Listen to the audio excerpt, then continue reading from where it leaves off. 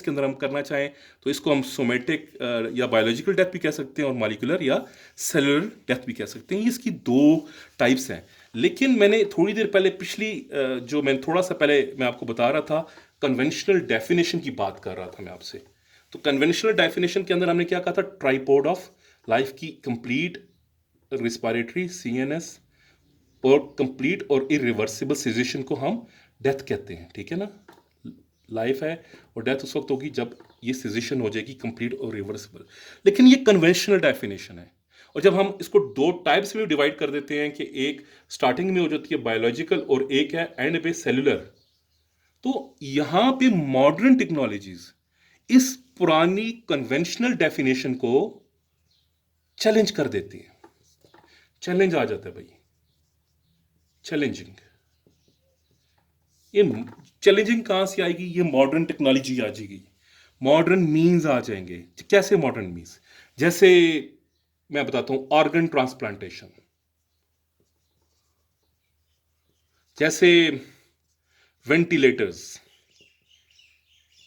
जैसे रिससिटेटर्स, जैसे pace makers, जैसे कोई इलेक्ट्रॉनिक और डिवाइसेस जो कि वेंटिलेशन, आर्टिफिशियल वेंटिलेशन देती हैं। यहां पे एक कंसेप्ट आ जाता है वेंटिलेटिंग कॉर्प्स। यहां पे एक कंसेप्ट आ जाता है परसिस्टेंट वेजिटेटिव स्टेट का। तो ये जो चीजें हैं, ये मॉडर्न कंसेप्ट्स जो हैं, ये कन्वेंशनल जो ओल्ड हमारी डेफिनेशन है डेथ की, उसको चैलेंज कर देते हैं। कैसे करते हैं? जैसे ऑर्गन ट्रांसप्लांटेशन है। अब ये ऑर्गन ट्रांसप्लांटेशन जैसे कि 1967 तकरीबन दो के, इससे पहले मुख्तलिफ ऑर्गन्स को ट्रांसप्लांट किया जाता था, लेकिन यहाँ पे हार्ट डोनेशन की बात आई। तो आपको पता है जब हम डोनेट करेंगे ऑर्गन तो बहुत कम हमारे पास टाइम होगा कि हम क्योंकि उसकी डेथ हो सकती है। वी नो के बायोलॉजिकल डेथ के बाद सेलुलर डेथ स्टार्ट हो जाती है। कुछ मिनट के बाद एक चीज़ डेड होनी शुरू हो जाती है, कुछ मिनट के बाद दूसरी, कुछ आवर्स के बाद तीसरी। इस तरह से हमारे पास बहुत कम टाइम है।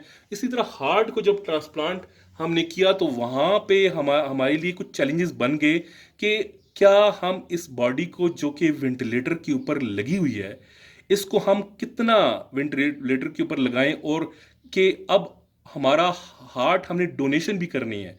वहाँ पे हमारे लिए कंसेप्ट आ जाता है वेंटिलेटिंग कॉर्प्स का, कि हमने यहाँ पे डिसाइड करना है कि किस जगह पर, जब जैसे ऑर्गन ट्रांसप्लांटेशन, किस जगह पे हम डिसाइड करेंगे कि ये बंदा बायोलॉजिकली डेड हो चुका है, अब इसने रिवाइव नहीं होना। लेकिन डेथ तो खाली बायोलॉजिकल नहीं है ना, डेथ तो सेलुलर भी है, लेकिन हम सेलुलर डेथ नहीं करनी। हमने उसको उसको आर्टिफिशियल रिस्पायरेशन देनी है ताकि उसके ब्रेन को ब्लड सप्लाई चलती रहे, ताकि हम अपना मकसद ऑर्गन ट्रांसप्लांटेशन का हासिल कर सकें। लेकिन इसकी कोई लिमिट होगी। कुछ जगहों पे हमने कहना होगा कि हाँ, यहां से चीजें स्टार्ट हो गई हैं और यहां पे जाके एंड हो गई हैं। So we have to establish कि the body is dead now, the body has got the biological death, body is clinically death, तो body has got the somatic death. तो सेलुलर डेथ को बचाने के लिए, ऑर्गन ट्रांसप्लांटेशन करने के लिए हमें कुछ म्यार चाहिए, कुछ हमें पैरामीटर्स चाहिए।